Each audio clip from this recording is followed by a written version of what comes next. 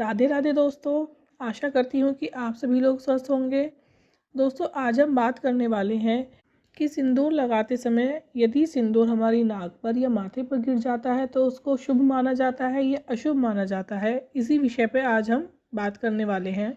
जैसा कि हम सब लोग जानते हैं, हिंदू संस्कृति में सिंदूर का बहुत महत्व है, खासकर कि विवाहित महिलाओं के लिए सिंदूर को विवाह का प्रतीक माना जाता है।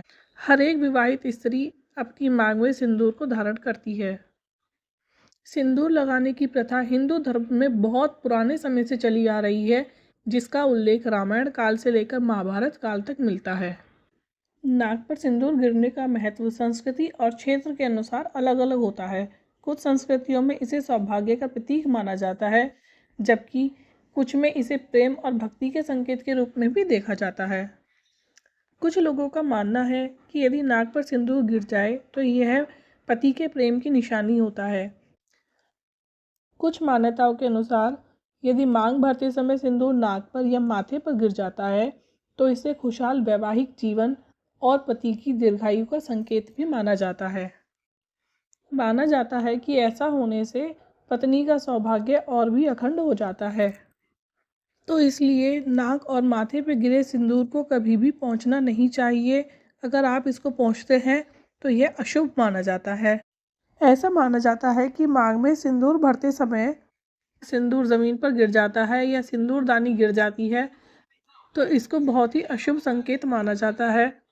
आपके परिवार में किसी भी प्रकार का कष्ट आ सकता है, जैसे पारिवारिक लड़ाई झगड़ा या प्रॉपर्टी को लेके कोई वाद विवाद या किसी तरह की कोई दुर्घटना आदि होने का संकेत होता है।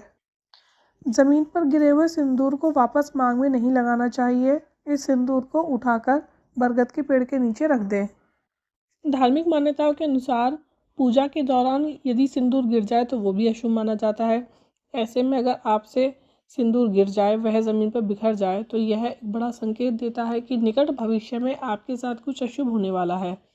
इसके अलावा यह पति पत्नी के बीच में झगड़े का कारण भी बन सकता है। सिंदूर लगाते समय हमें कुछ बातों का विशेषकर ध्यान रखना चाहिए।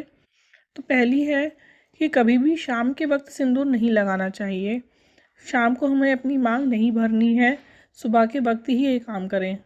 दूसरा कि यदि सिंदूर ज़मीन पर गिर गया है तो उस सिंदूर से अपनी मांग नहीं भरनी है। उस सिंदूर को आप उठाकर बरगद के पेड़ के नीचे रख दें।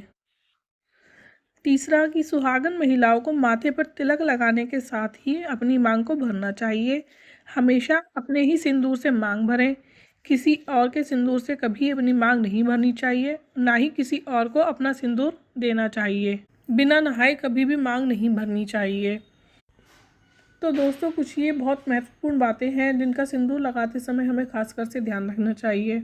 यदि मेरी वीडियो अच्छी लगी हो, जानकारी सही लगी हो, तो मेरी वीडियो को लाइक करें और चैनल को सब्सक्राइब करें। धन्यवाद।